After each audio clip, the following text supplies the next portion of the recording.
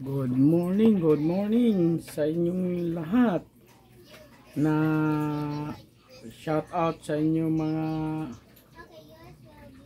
shout out sa tanan nagnood sa live and share the video. Istorya na to about sa boxing, about ni General Casimero. Yung mali lang niya ni General Casimero, kasi pag interview sa kanya, sinabihan niya wala siyang pakialam sa timbang. Mali yun, kasi alam mo na overweight ka eh. Huwag nang sinabihan. Yung mali ni Casimero, yung pag interview sa kanya, yung sinabihan wala ka siya pakialam sa overweight. Dapat wala siya nagsabi yun para hindi siya yung nagagalit lahat ang mga baser, at saka kunting fans niya nagagalit dahil sa mga interview na sa dapat wala na siya nagsabi na ganoon. Alam mo niya overweight na siya, ni sinabihan pa siya, nagsabi pa siya ng mali.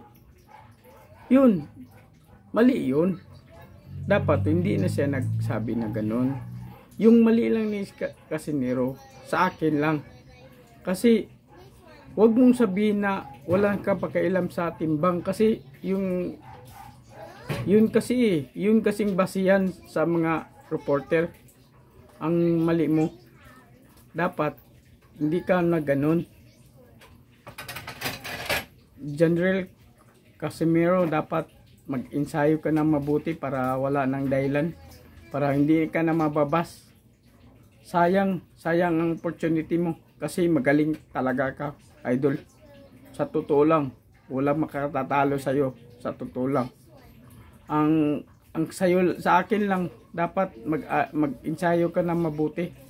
Dapat ayusin mo ang kwan mo, timbang. Yung problema mo sa timbang mo, basta ng mga interview, wag mo nang ka magsabi ng ano-ano.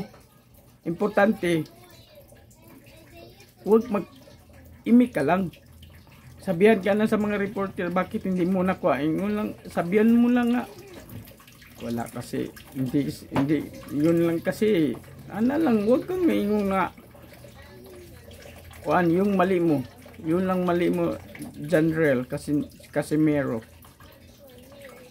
Dapat wag mo na ulitin yun, magsalita na ganun, kasi masama yun sa lahat ng mga media.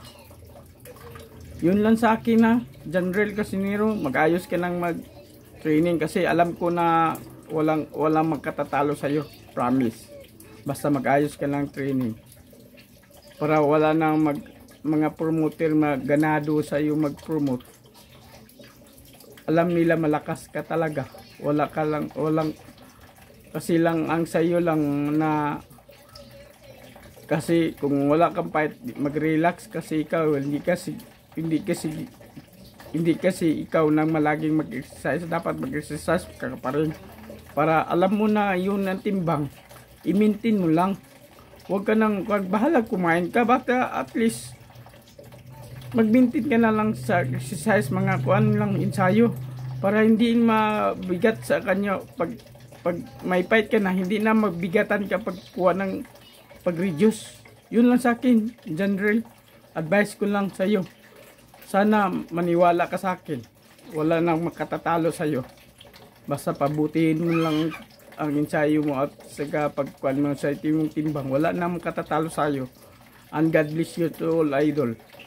I love you, idol. Thank you and goodbye.